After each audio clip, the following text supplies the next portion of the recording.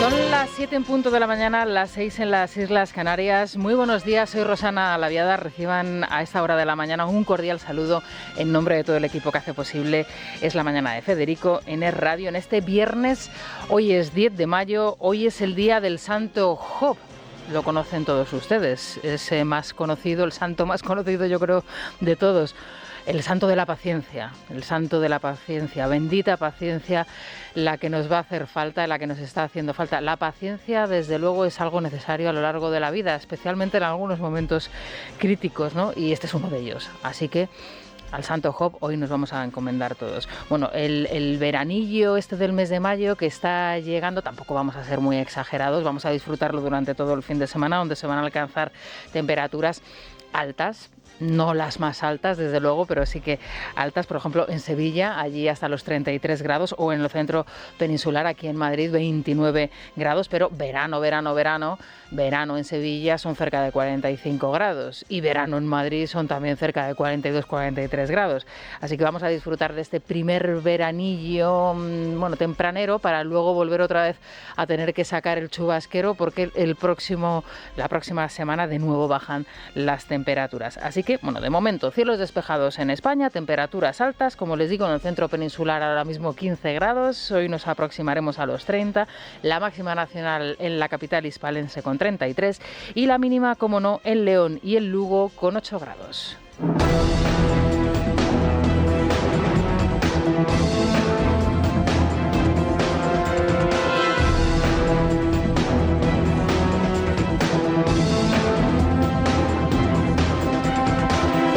Se preguntarán ustedes, ¿y por qué dice cómo no en León y en Lugo? Bueno, pues porque en León tradicionalmente durante muchísimas temporadas les hemos estado dando las mínimas, y en Lugo aquí me han pillado ustedes, he de reconocer que ya sí que es más extraño que se dé la mínima. En fin, hoy vamos a hablar también de Teruel, pero no por las temperaturas, sino por otra cuestión bien distinta. Federico no está aquí con nosotros, no está aquí con todos ustedes, porque ayer dio el pregón inaugural de la Feria del Libro del Cómic de Teruel. En libertadigital.com, en el diario de Teruel, tienen el texto íntegro de su intervención, que fue verdaderamente una preciosa evocación de la infancia de Federico y del origen al amor que tiene por las letras y por los libros, que nos traslada a ese pequeño pueblo en la sierra, en Teruel, pero que nos puede trasladar a cualquier rincón de España. Dice Federico, al inicio de esas palabras que dirigió a una multitud que se concentró allí en la Feria del Libro de Teruel, que luego posteriormente tuvo ocasión de charlar con Federico y además estuvo firmando un montón de libros hasta el cierre de la propia feria. Dice Federico en ese pregón que leer y escribir es el hecho fundador de la civilización occidental y que nos acerca a su gran valor, al valor máximo de la civilización occidental, la libertad. Morir, añade Federico, es dejar de leer.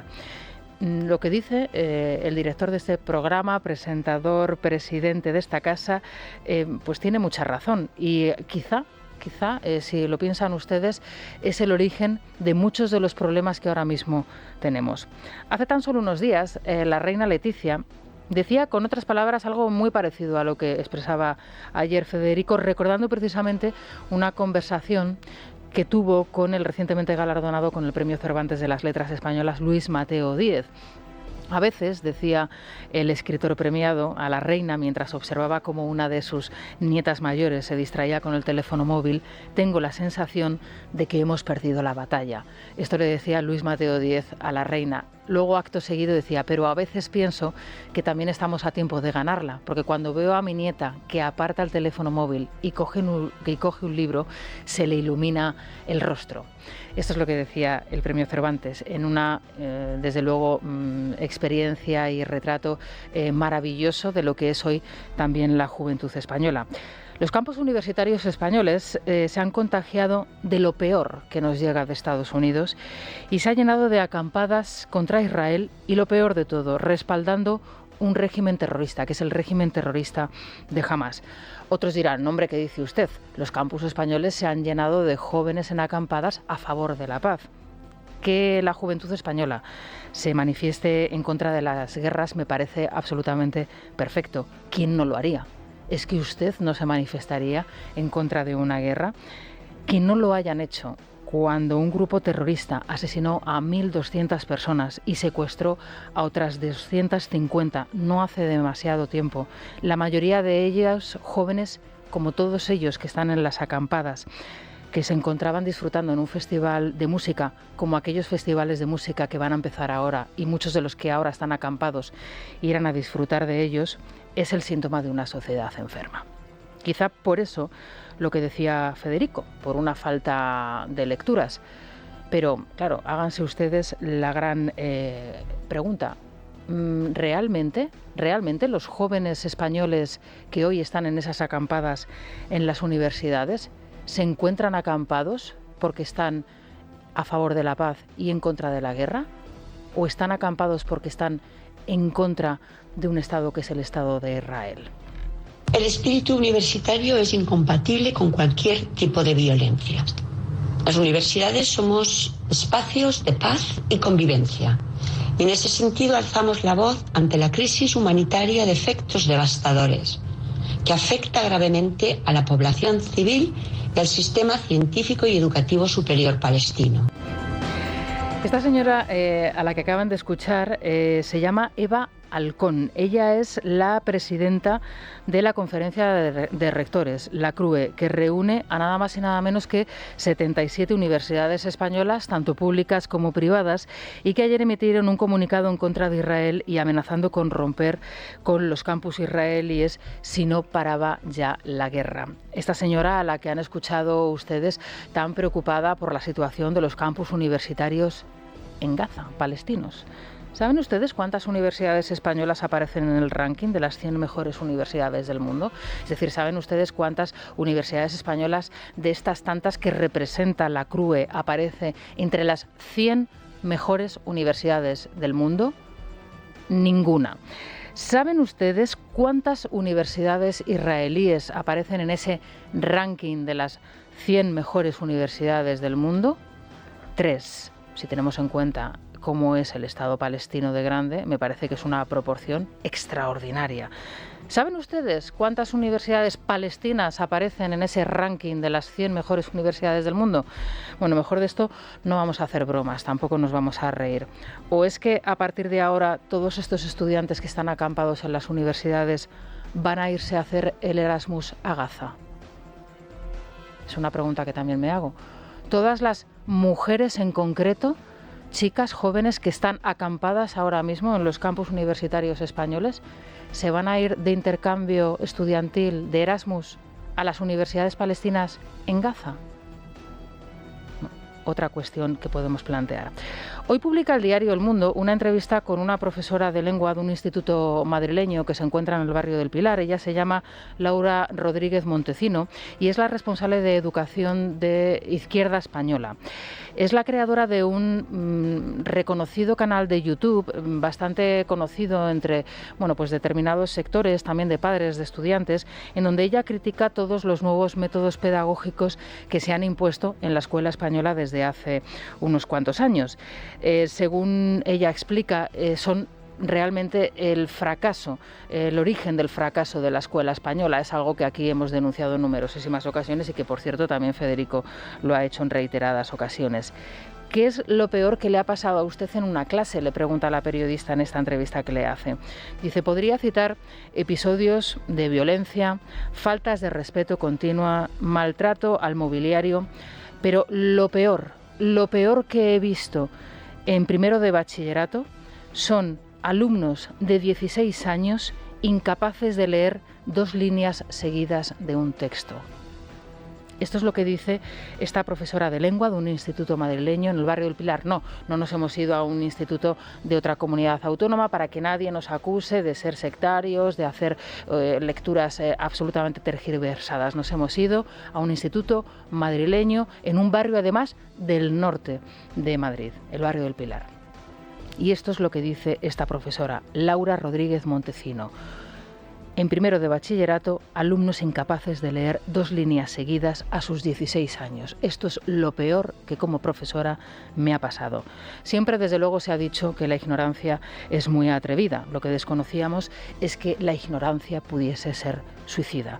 Es cierto que no se puede generalizar. Soy absolutamente contraria a las generalizaciones. Me parece que es reducir todo, la esencia de los problemas, a una mínima expresión, y eso no lo podemos hacer. Es cierto que no toda la juventud es igual, es cierto que no toda la juventud está de acuerdo con los chavales jóvenes, y no tan jóvenes, por cierto, que están acampados en las universidades españolas, pero que se lo cuenten. Y en este caso me vuelvo otra vez a referir a las palabras de la señora Alcón, que dice que la universidad y el espíritu universitario es incompatible con la violencia. Bueno, pues que la presidenta de la CRUE se lo explique a los estudiantes y a los miembros de SACABAT, de la Asociación Universitaria Estudiantil Catalana, que lo único que ha conocido de momento en los campus universitarios catalanes, entre ellos creo que el que ella misma preside, ha sido precisamente eso, violencia.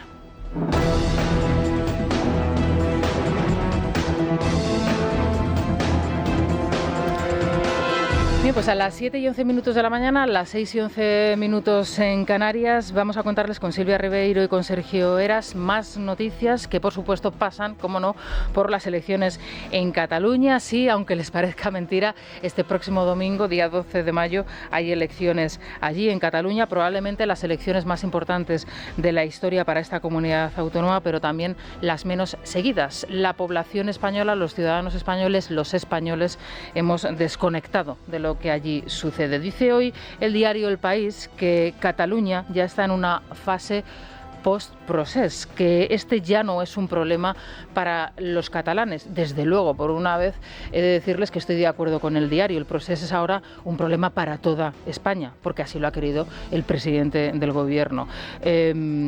Tanto Pedro Sánchez como, por supuesto, Carles Puigdemont, pero especialmente Pedro Sánchez. Todo esto a unos días, por cierto, de que la ley de amnistía sea aprobada en el Congreso de los Diputados. Sergio, Silvia, buenos días. ¿Qué tal, Rosana? Buenos días. Los líderes nacionales marcan el ritmo en estos últimos compases de la campaña electoral en Cataluña, donde todo está abierto de cara a las elecciones del domingo. Más allá de la participación, que es toda una incógnita, los trackings internos de último minuto siguen sin darle a Salvador Illa la mayoría suficiente para gobernar. Más allá de las opciones de tripartitos o cuatripartitos, se habla incluso ya de repeticiones electorales. El presidente del PP, Feijóo, dejaba claro que Sánchez necesita el proceso y este, por su parte, se volvió a presentar ante los asistentes a su mitin como una víctima. Puigdemont y Aragonés marcan distancias. ¿Es que acaso Sánchez no necesita el procés para seguir siendo presidente del gobierno de España y los separatistas no necesitan el procés para seguir mangoneando Cataluña? Fijaros, sí, no, yo estaba viendo, Salva, que digo, oye, más partidos ultraderechistas que nunca se están presentando a estas elecciones en Cataluña. La ultraderecha independentista, la ultraderecha españolista de Vox, y visto lo visto y oído lo oído, también el Partido Popular de Feijóo. Movilización masiva y concentración del voto independentista. Somos la única fuerza independentista que claramente tiene opciones de ganar estas elecciones, no hay otra. Somos nosotros, debemos concentrar el voto aquí, debemos hacer lo posible. No nos despistemos, por favor. Si las encuestas dijeran lo que va a pasar, hoy Núñez Feijóo sería el presidente del gobierno en España. Y no lo es. Por lo tanto, creo que la ciudadanía es lo suficientemente madura para poder pronunciarse el próximo domingo y estoy convencido que muchas de las cosas que dicen las encuestas van a quedar desmentidas, como ha pasado en anteriores elecciones. Los señores del Partido Popular, que son cómplices de estas políticas, han votado en el Congreso el otro día, con Bildu, con Junts, con Esquerra y con el Partido Socialista, la regularización masiva de 500.000 personas que han entrado ilegalmente en nuestro suelo. Lo ha votado el PP, efectivamente, pero ahora, como se acuerdan de Santa Bárbara cuando truena y las encuestas no sabemos qué es lo que les están diciendo, a 3 días de las votaciones se han puesto a hablar de inmigración ilegal. A 3 días de las votaciones. Es verdaderamente una estafa a los ciudadanos. Bien, el discurso del líder de Vox es un discurso absolutamente manipulado. El Partido Popular, junto con Junts y con Esquerra y el Partido Socialista, no aprobaron, según lo ha explicado él, esa regularización de las 500.000 personas que han entrado ilegalmente en España, porque así dicho da la sensación de que según están llegando en patera, el Partido Popular y el señor Feijóo en mano les está dando el carné de españoles a estos señores. No, esta medida iba precisamente vinculada y sobre todo orientada a aquellos trabajadores que llevando ya años de manera irregular trabajando en nuestro país, especialmente en el sector de las ayudas a domicilio, del sector domiciliario de atención a enfermos y de limpieza, se ha regularizado su situación. Estábamos hablando de centenares de miles de personas, efectivamente, que están haciendo un trabajo fundamental en nuestro país, que por cierto los españoles no quieren hacer, y que es necesario para que nuestros mayores, nuestros niños y nuestras casas luzcan perfectas.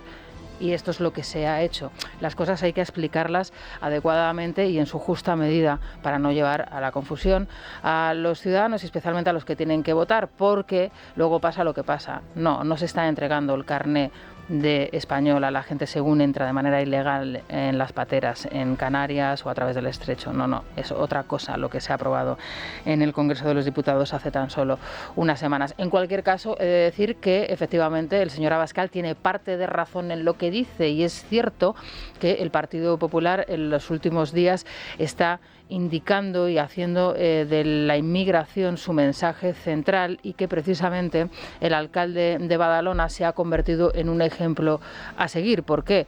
Pues porque consigue mayorías absolutas para el Partido Popular en la localidad de Badalona, porque en Badalona tienen un problema con la inmigración absoluto, como está sucediendo en otras localidades de Cataluña, donde ya prácticamente el 60% de la población en muchos de los pueblos es de origen musulmán y de origen de fuera de España, y además no precisamente de una inmigración procedente a lo mejor de América, porque así lo quisieron los independentistas catalanes. Se fijaron más en otros países de origen y menos en América, porque para ellos ese tipo de inmigración no era bien aceptada, y ahora esto es un problema. Y el Partido Popular efectivamente se está centrando en los últimos días de campaña en estos mensajes.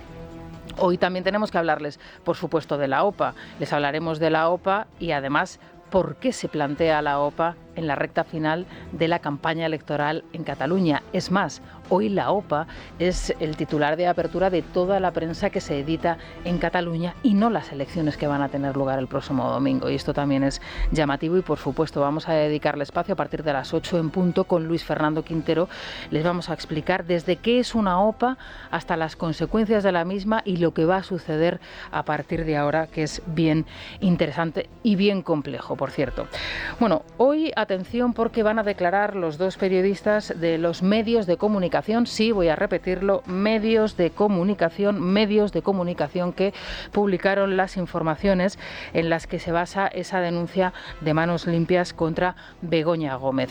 Además, esa denuncia se va a ampliar y ya se han solicitado unas medidas cautelares precisamente para la mujer del presidente del Gobierno. Sí, así es, el sindicato ha vuelto a ampliar su denuncia contra la mujer del presidente por tráfico de influencias. Tal y como les estamos contando hasta ahora en Libertad Digital, han solicitado al juez como medida cautelar que se le retire el pasaporte para evitar una posible destrucción de pruebas. Este jueves, en el marco de la investigación del caso Koldo Sánchez, la Policía Nacional ha registrado la Consejería de Sanidad de Canarias. Entre los investigados se encuentra el exdirector del Servicio Canario de Salud durante el gobierno socialista de Ángel Víctor Torres, Conrado Domínguez. Uno de los personajes claves en la trama, el exministro José Luis Ábalos, concede hoy una entrevista en El Independiente. En ella desliga la actual dirección del PSOE de la trama, asegura que no se ha ido del todo al estar suspendido y que estaría dispuesto a volver. Asegura también que nunca supo de la relación de Begoña Gómez con empresarios como Javier Hidalgo. Durante un mitin de la campaña catalana, Pedro Sánchez asegura sentirse más fuerte al tiempo que volvía a atacar a los medios de comunicación. Le escuchamos junto al expresidente Zapatero, que hacía lo propio. Porque tengo más ganas y fuerza que nunca. Me vas a tener a tu lado, Salvador. Y el límite, o uno de los límites que se ha traspasado, son los ataques que hemos visto a la familia y a la mujer del presidente del gobierno, que debería de, en mi opinión, yo creo que espero que haya cuando esto se vea que no hay nada, espero que alguien, y la derecha, y no solo la derecha, sino otros actores de la vida pública, hagan una reflexión, una revisión autocrítica. No, si la reflexión ya la ha hecho el presidente del Gobierno. Ha hecho 5 días de reflexión para engañarnos a todos los españoles. Es más, el presidente del Gobierno nos dice que esos 5 días de reflexión nos ha venido muy bien a todos los españoles también para pensar junto a él. Lo que decimos siempre, si hay algún problema, si el presidente del Gobierno y su familia tienen alguna duda al respecto, que denuncie.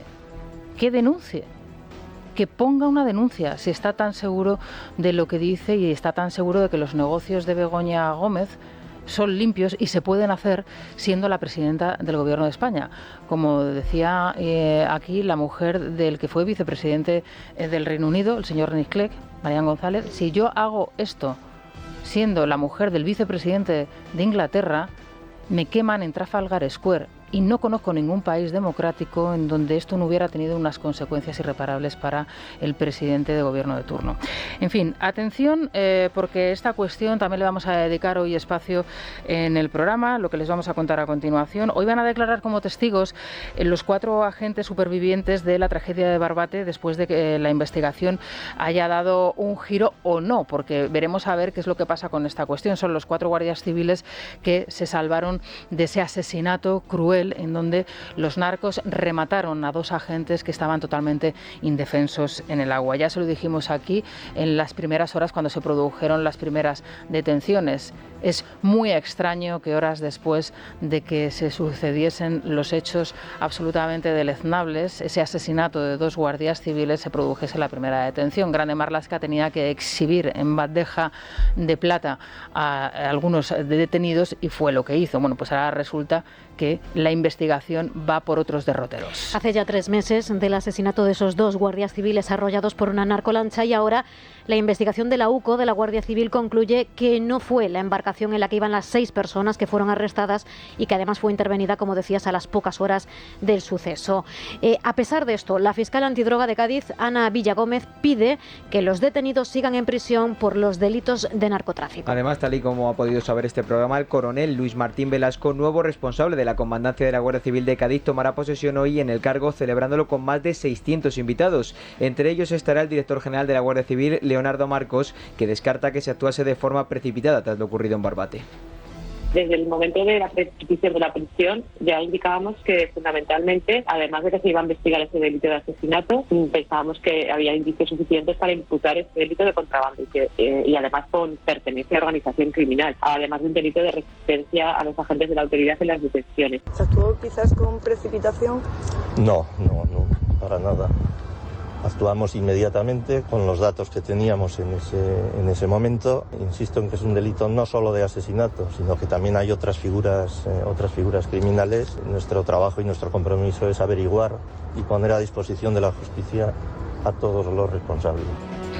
Vamos, que tenían que detener a alguien porque el gobierno había desmantelado la unidad Oconsur, que tantos éxitos en la lucha contra el narcotráfico había cosechado hasta la fecha, y tenía que entregar a alguien, y estos eran los narcos que por otro tipo de delitos tenían a mano.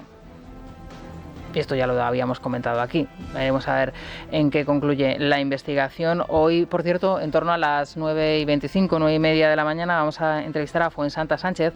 Ella es la portavoz de la Junta Directiva de la asociación Nuestro Corazón por Bandera, y esta asociación, fíjense ustedes, se creó tras lo sucedido en Barbate, tras el asesinato de estos 2 guardias civiles por mujeres precisamente y familiares de guardias civiles, para evitar otro caso Barbate y denunciar la falta de medios de todos sus familiares y de los agentes que están trabajando en la zona. Recordarán que cuando se produjo el asesinato en uno de los funerales, se condecoró por parte de Marlaska a uno de los fallecidos en la propia iglesia, en la propia misa funeral, y fue la viuda la que se acercó al ministro del Interior y le dijo que por supuesto que él no iba a condecorar a su marido, que por encima de su cadáver iba a condecorar a su marido muerto. Y se produjo una de las escenas desde luego más tensas pero más dignas por parte de esta señora, de esta mujer, que tenía que soportar cómo el mismo señor que había suspendido esa unidad específica y no había dotado de medios a los agentes que estaban luchando contra el narcotráfico, una vez muerto quería condecorar a su marido. Bueno, esto es cuando la gente tiene dignidad, actúa de esta manera como hizo esta mujer, y hoy vamos a hablar con la asociación que la representa a ella y de la que forma desde luego parte. Como les digo, será a partir de las 9:25, 9:30 de la mañana. Ahora son las 7:25. Silvia, nos vamos a ir a Telefónica. A ver, ¿qué me sugieres? Mira, el otro día leí que tomamos un promedio de 35.000 decisiones al día. ¿Cuántas de ellas son importantes? La verdad es que yo diría que pocas, pero y lo bien que sabe tomar una decisión y que sea la acertada. Eso es lo que sientes cuando eliges O2, la compañía de fibra y móvil que te da la mejor conexión y que además te puedes marchar siempre que quieras porque no tiene permanencia. Así que si queréis tomar una buena decisión y contar con la tranquilidad de elegir bien, podéis entrar en o2online.es o llamar al 1551. Cada viaje tiene su melodía y en Iberia queremos que el próximo sea una sinfonía. Estrenamos nuevo destino a Salzburgo, la ciudad en la que nació Mozart, el genio de la música. Reserva en iberia.com tu vuelo a Salzburgo desde 119 euros cada trayecto. Iberia, cada día es el primer día. Es la mañana, es radio. Bien, son las 7:35, ya suben las temperaturas, ¿eh? Hoy un día ya casi veraniego. 13 grados en el centro peninsular, ahora mismo a Madrid. Han bajado 2 graditos las temperaturas respecto a las 6 de la mañana, pero vamos camino de los 29, es decir, nos vamos a acercar a los 30. Hoy manga corta, ya sandalias directamente. Nos podemos quitar, desde luego, esta cazadora. Es que aquí en el estudio hace frío, ¿eh? Usted va con cazadora de cuero, ya, pues que aquí hace fresquete. Bueno, la máxima nacional, Sevilla 33 grados, la mínima en León y en Lugo con 8 grados. Con Silvia Ribeiro y con Luis Díaz vamos a contarles más asuntos, más noticias que pasan, por supuesto, por los nuevos ataques que se han producido al presidente de esta casa, Federico Jiménez Los Santos, y a este medio de comunicación, a este grupo, al Grupo Libertad Digital, de nuevo en sede parlamentaria, en este caso en la Asamblea de Madrid. Se produjeron la semana pasada ataques en el Pleno, durante un pleno de control en la Asamblea en Baleares, contra Federico y contra este medio de comunicación y en concreto también contra este programa. El otro día casi media hora de intervenciones de diferentes senadores en las Cortes Generales, en el Senado.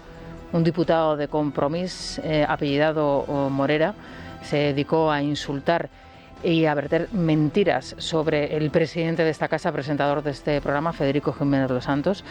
Aquí se lo relatamos ayer y además pueden escuchar a Federico en esa intervención que tuvo ayer y que la pueden volver otra vez a recuperar en libertaddigital.com y por supuesto en nuestro canal de YouTube. Y ayer en la Asamblea de Madrid, de nuevo volvieron otra vez con mentiras, con bulos, con ataques y señalamientos que nos acercan desde luego más a la Venezuela ya de Maduro y a la Argentina de los Kirchner que a la España floreciente, ¿no?, y maravillosa y optimista de la transición y de los años posteriores de la democracia plena. Bueno, pues en ese punto estamos. Ayer en la Asamblea de Madrid, diputados de nuevo de Más Madrid atacando a este programa y a Federico. Silvia. Sí, como recordabas, tras los ataques vertidos en el Senado y también en el Parlamento de Baleares, ahora es Más Madrid la que utiliza el Pleno de la Asamblea madrileña para cargar contra los que consideran pseudomedios, tomando como excusa el reparto de publicidad institucional.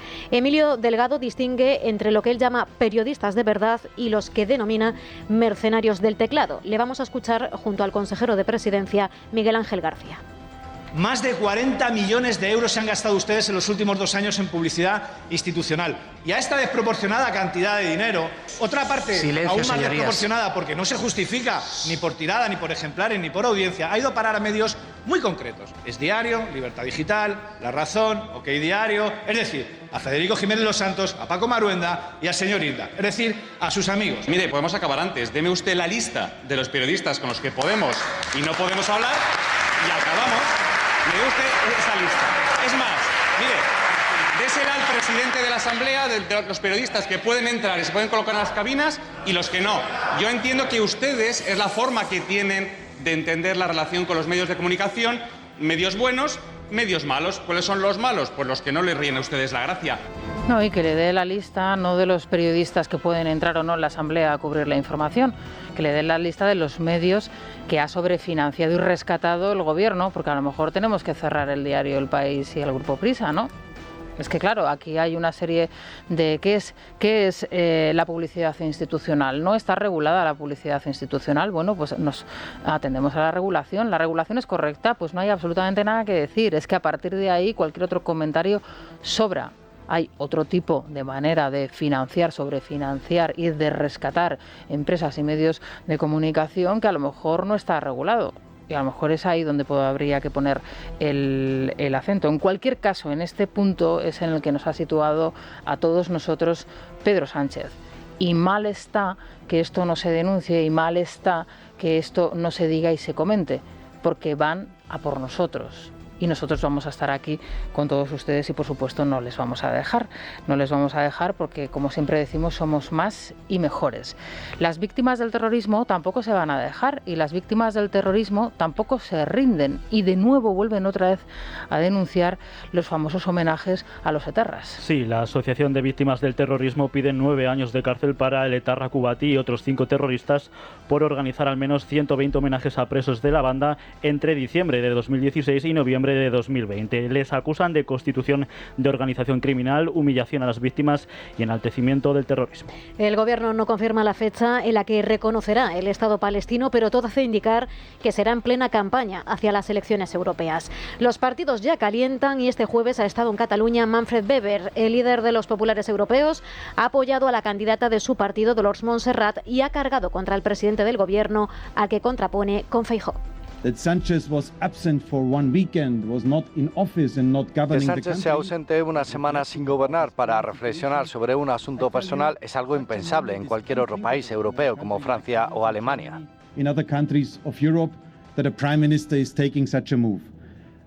Solo demuestra que se preocupa por él y no por el país. España necesita un hombre de Estado, no un showman. Bueno, ya le dijimos aquí que desde que el señor Sánchez llamase a este señor al que acaban de escuchar nazi en el pleno en Bruselas, pues lógicamente el señor Sánchez no tiene absolutamente nada que hacer en Europa. Estas cosas luego lógicamente se pagan y uno no puede ir por la vida insultando a las personas y diciendo este tipo de insultos, y como sucedió hace tan solo unos meses. En cualquier caso, y ahora tiro de ironía, el señor Weber está mal informado. El periodo de reflexión no lo tuvo solo Sánchez, lo tuvimos todos los españoles, porque el señor Sánchez consideró que todos teníamos que reflexionar. Ahora, eso sí, el único que dejó de trabajar durante esos 5 días fue él. El resto tuvimos que seguir viniendo al trabajo aunque siguiéramos reflexionando. Bueno, atención a la siguiente noticia. Esto es lo que está sucediendo en un museo nacional como es el Reina Sofía, que se ha convertido desgraciadamente en un aparato ideológico de lo peor de la extrema izquierda. Esto es lo último que se ha organizado en el Museo Reina Sofía. La Embajada de Israel en España denuncia que el Museo Reina Sofía alberga un ciclo de actividades titulado Desde el río hasta el mar, en el que llama a la aniquilación del pueblo judío. En la página web de la Pinacoteca acusan a Israel de practicar el genocidio, justificando el programa, alegando que es un ejercicio de solidaridad con Palestina como grito al cese de la guerra. Y el director de este programa, que además ha firmado ejemplares de su último libro en la inauguración de la Feria de Teruel, El camino hacia la dictadura de Sánchez, ha pronunciado un discurso que pueden leer íntegro en Libertad Digital, en el que ha explicado el origen de su amor por la lectura y la importancia de leer y de escribir para introducirnos en la civilización. Federico ha rememorado su época de estudiante y también a las personas que le han inspirado.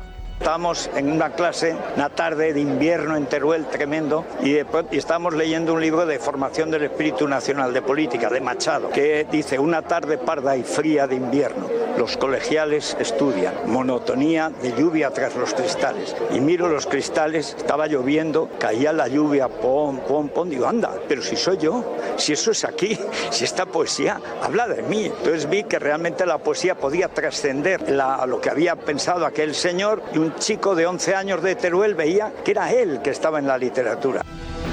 Es la mañana.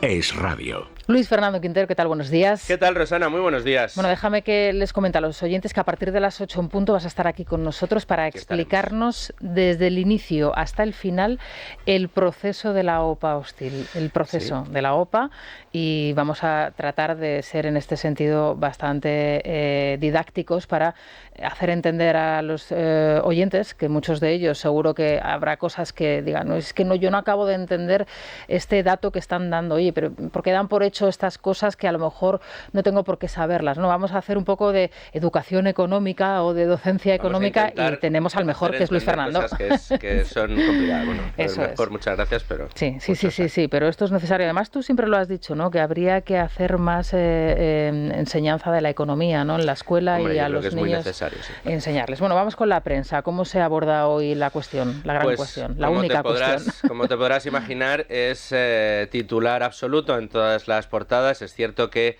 hacía muchísimo tiempo que no teníamos una operación de estas características en un sector tan sensible para la opinión pública, para el gobierno, para las administraciones, para absolutamente todo el mundo, como es el sector bancario. Y bueno, pues los titulares hoy en toda la prensa en expansión podemos leer: OPA hostil de BBVA a Sabadell, el gobierno rechaza la OPA en forma y en fondo. Cuerpo advirtió a Torres de que no lanzara la OPA hostil, es lo que dice El Economista. Y en 5 días, OPA hostil de BBVA a Sabadell. ¿Qué tenemos en libre mercado? Bueno, damos un paso más, porque al ser digital podemos adelantarnos.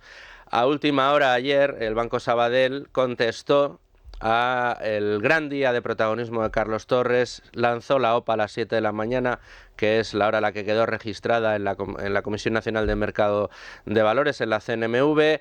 Posteriormente tuvo una reunión con analistas que duró mucho tiempo, en la que tuvo que explicar absolutamente todos los detalles de la operación que estaba planteando, y posteriormente tuvo una larguísima comparecencia de prensa con todos los periodistas nacionales que estuvimos ahí, bueno, pues escuchando todas las explicaciones que dio el señor Torres. Después de toda esta mañana y después de escuchar cómo Torres, una de las cosas que dijo ayer fue que la operación es hostil porque se produjo una filtración cuando él iba a acudir al Consejo del Sabadell, en concreto a reunirse con su presidente, con Josep Oliu, para explicarle cuál era su acuerdo de fusión, el que finalmente presentó, que fue rechazado, y no pudo acudir a esa reunión porque antes de que se produjera hubo una filtración que citó en varias ocasiones a lo largo de toda la comparecencia. No dijo quién la filtró, no dijo cómo se produjo, simplemente que hubo una filtración. Cada uno de que sacase sus conclusiones, lo que iba a suceder, y que por lo tanto eso fue lo que frustró el posible carácter amistoso que hubiera tenido esta operación. Esto fue lo que comentó ayer Carlos Torres. A última hora del día ayer, Sabadell envió una comunicación a la Comisión Nacional del Mercado de Valores en el que bueno, pues a todas luces dejaba claro que lo que hay entre ambos es una guerra abierta, y así titula Libre Mercado: guerra abierta a Sabadell BBVA. Oliu acusa a Torres de vulnerar la ley de OPAs. Fue lo que publicó ayer en la CNMV el Banco Sabadell, un comunicado en el que decía que el BBVA había vulnerado la ley de OPAs porque en las explicaciones y en la documentación que se presentó públicamente ayer ante analistas y periodistas había información que no había sido adjuntada a la oferta que se presentó a los accionistas. Me parece muy interesante todo, absolutamente todo. Es más, parece un guión cinematográfico del mejor cine, no sé si negro, de intriga, de terror, de espías. Thriller, sí. De espías puede ser de todo, ¿no?